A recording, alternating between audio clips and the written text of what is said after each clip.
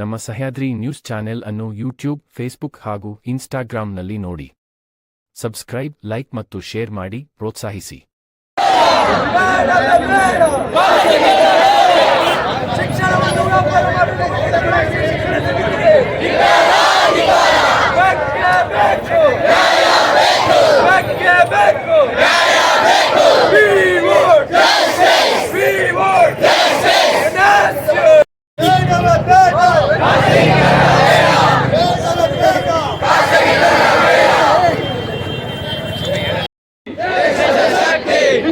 ಶಕ್ತಿ ದೇಶದ ಶಕ್ತಿ ರಾಸಾಯನಿಕ ನೆಪದಲ್ಲಿ ಹಣ ಲೂಟಿ ಹೊಡೆಯಲು ಹೊರಟಿರುವ ಎನ್ಎಸ್ ಸಂಸ್ಥೆಗೆ ವಿದ್ಯಾರ್ಥಿ ಶಕ್ತಿ ದೇಶದ ಶಕ್ತಿ ವಿದ್ಯಾರ್ಥಿ ಶಕ್ತಿ ದೇಶದ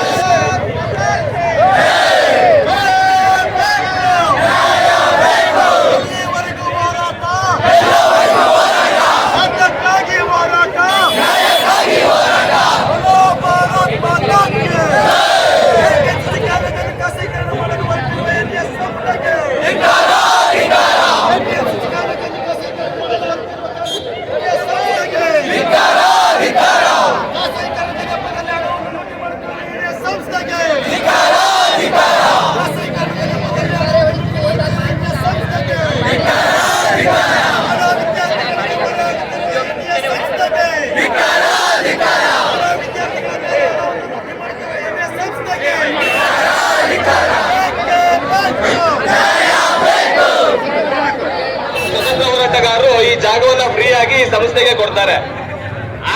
ಆಗಿಂದಲೂ ಸಹ ಈಗಿನವರೆಗೂ ಪ್ರತಿ ವರ್ಷ 5 ರಿಂದ 10% ಅಂತ ಹೇಳಿ ಫೀಸಿನ ಜಾಸ್ತಿ ಮಾಡ್ಕೊಳ್ತಾ ಬರ್ತಾ ಇರ್ತಾರೆ.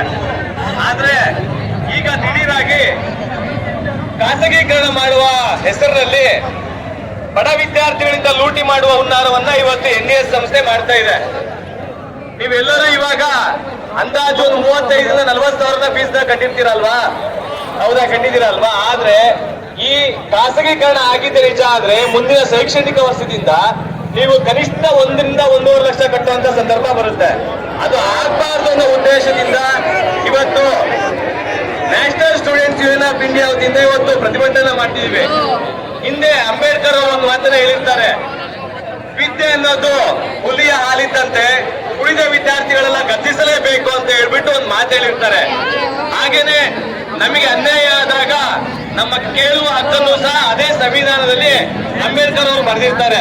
ಇವತ್ತು ನಾವೆಲ್ಲರೂ ಇಲ್ಲಿ ಸೇರಿ ನಮ್ಮ ಮುಂದಿನ ಪೀಳಿಗೆಗೆ, ಅಂದ್ರೆ ಈಗ ಇಲ್ಲಿ ಸೇರಿರ್ತಕ್ಕಂಥವ್ರು ಸಾಕಷ್ಟು ಜನ ಅಂತಿಮ ವರ್ಷದ ವಿದ್ಯಾರ್ಥಿಗಳಿದ್ದೀರಾ, ಇನ್ನ ಕೆಲವೊಬ್ರು 2ನೇ ವರ್ಷದ ವಿದ್ಯಾರ್ಥಿಗಳಿದ್ದೀರಾ, ಮೊದಲನೇ ವರ್ಷದ ವಿದ್ಯಾರ್ಥಿಗಳು ಇದ್ದೀರಾ. ಮುಂದಿನ ದಿವಸಗಳಲ್ಲಿ ನಿಮ್ಮ ತಮ್ಮನೋ ತಂಗಿನೋ ಅಥವಾ ನಿಮ್ ರಿಲೇಷನ್ ಯಾರಾದ್ರೂ ಈ ಒಂದು ಕಾಲೇಜಲ್ಲಿ ಅತಿ ಹೆಚ್ಚಿನ ಗುಣಮಟ್ಟದ ವಿದ್ಯಾಭ್ಯಾಸನ ಕಲಿಬೇಕಂತ ಬರ್ತಾ ಇರ್ತಾರೆ. ಓದ್ಲಿ ಅಂತ ಹೇಳಿ ಇಷ್ಟ ಕೂಡಿಟ್ಟು ನಿಮಗೆ ಫೀಸನ್ನ ಕಟ್ಟಿ ಕಾಲೇಜ್ಗೆ ಸೇರಿಸಿರ್ತಾರೆ. ಆದ್ರೆ ಮುಂದಿನ ದಿವಸಗಳಲ್ಲಿ ಏನಾಗುತ್ತೆ ಅಂತಂದ್ರೆ ಕೂಲಿ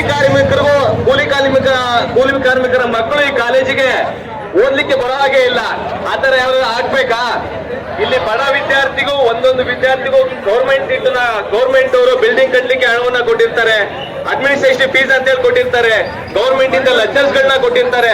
ಅಷ್ಟೆಲ್ಲ ಅನುಕೂಲಗಳನ್ನ ಪಡ್ಕೊಂಡು ಕಾಲೇಜಿನ ಉನ್ನತ ದರ್ಜೆಗೆ ಏರಿಸ್ಕೊಂಡು ಈಗ ಖಾಸಗೀಕರಣ ಮಾಡಲು ಹೊರಟಿರೋದು ಎಷ್ಟು ಮಟ್ಟಿಗೆ ಸರಿ ಹೇಳಿ?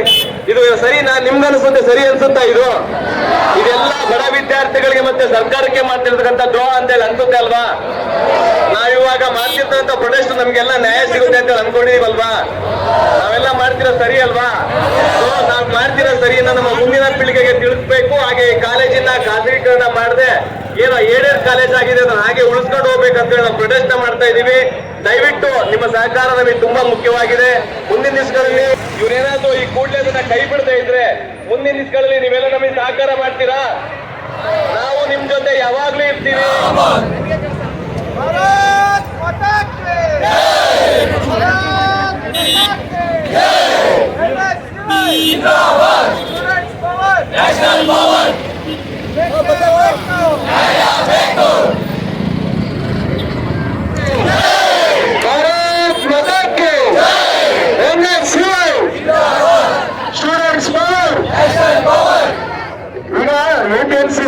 ಎನ್ಎಸ್ ಸಂಸ್ಥೆಗೆ ಸೇರಿದಂತ ಫಸ್ಟ್ ಏಡೆಡ್ ಕಾಲೇಜ್ ಆಗಿತ್ತು, ಇವಾಗ